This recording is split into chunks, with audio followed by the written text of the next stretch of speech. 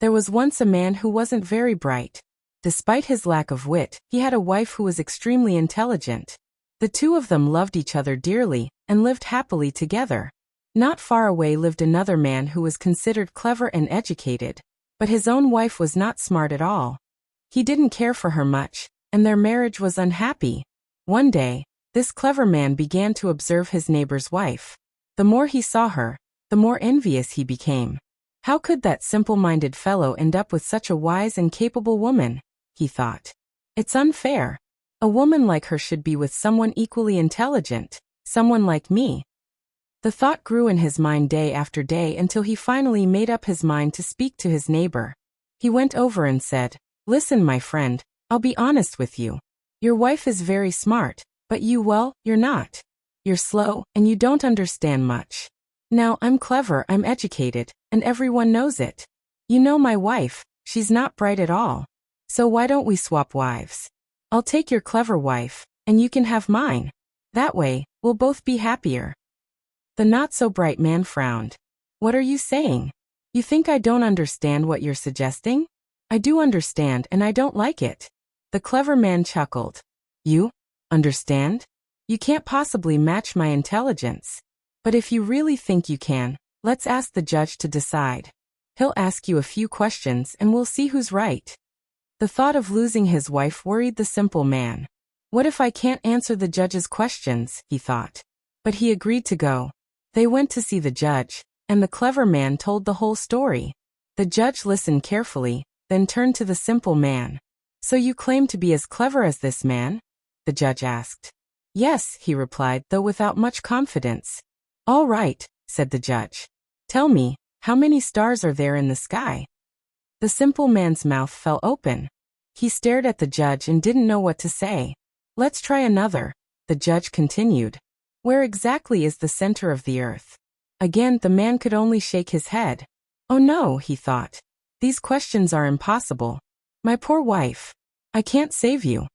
The judge, seeing his confusion, said, "I'll give you until tomorrow to think about the answers. Come back then." That evening, the man hurried home, his heart heavy. The sun had gone down, and the stars were just beginning to shine. He stood outside, gazing up at the night sky, desperately trying to count them. His wife came outside and called, "My dear, supper is ready. Come inside." "I can't," he replied. "If I don't count all the stars, I'll lose you." She stared at him in shock. "What do you mean? What's going on?" He explained everything, the neighbor's proposal, the visit to the judge, and the impossible questions he had been asked. When he finished, his wife burst out laughing. "Is that all? Don't worry, my husband. I'll give you the answers. Now come in and rest. We'll deal with this tomorrow." The next morning, the clever neighbor arrived at his house calling out, "Are you ready to see the judge?" "Yes," the man said. His wife handed him a basket filled with grains of tea and a long spear before sending him on his way. When they stood before the judge asked, "Well, how many stars are there in the sky?" The man placed the basket on the ground and poured the tea grains out in a pile. "The number of stars," he said confidently, "is the same as the number of these grains. If you don't believe me, you can count them yourself." Would you like me to continue the rest of the story until the second question is answered in the same style? Once, there was a man who was not known for his intelligence.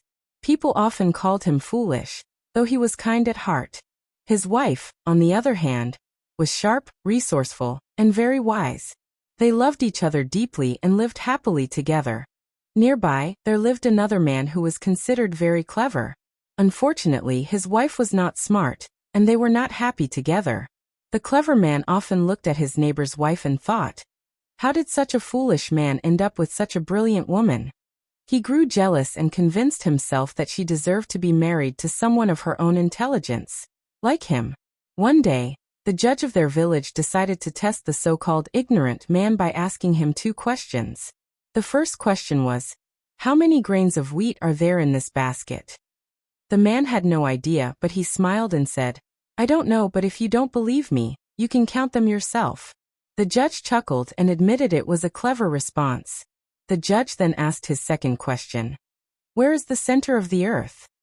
Again, the man didn't know the answer, so he picked up his spear and stuck it into the ground right in front of the judge. The center of the earth is here, he said. Don't believe me? Dig and see for yourself. The judge laughed again. This man is not as ignorant as people say, he's quite clever. The clever neighbor became annoyed. No, he's not clever at all. Someone must have told him the answers. The judge turned to the man and asked, "Is that true? Did someone help you?" "Yes," the man replied without hesitation. "My wife told me." Then he paused and realized what he had just admitted. Oh no. I've been foolish to say that, he thought. The clever neighbor grinned. See, Judge? He's not smart. It's his wife who is intelligent. Let's swap wives. I'll take her, and he can have mine.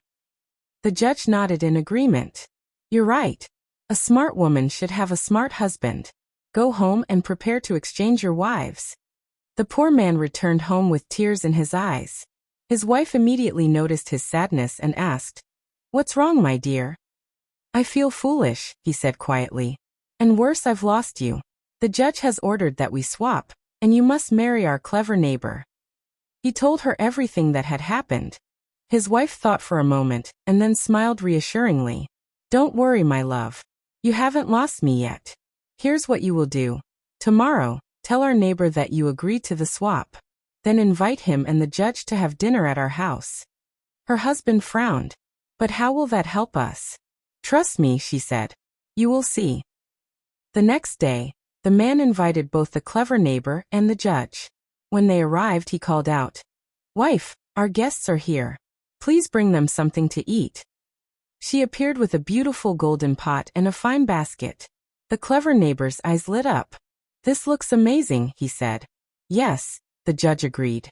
"I imagine such a smart woman makes excellent food."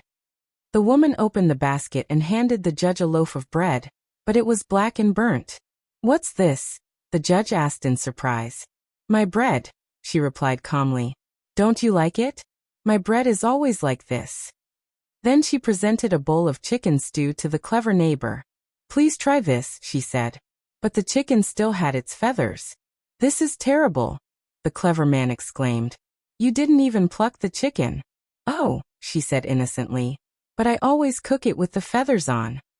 The judge tried a bite of bread and a spoonful of stew, but quickly set them down. The food was completely inedible. "That's enough," the judge said, shaking his head. "Let's get this exchange over with." But the clever neighbor suddenly hesitated. "Actually," he began. "What is it?" asked the judge. "Don't you want this smart woman anymore?" "She's not smart at all," the clever man said firmly. "Let her stay with her foolish husband. My wife may not be intelligent, but at least her bread isn't burnt and her chicken is plucked."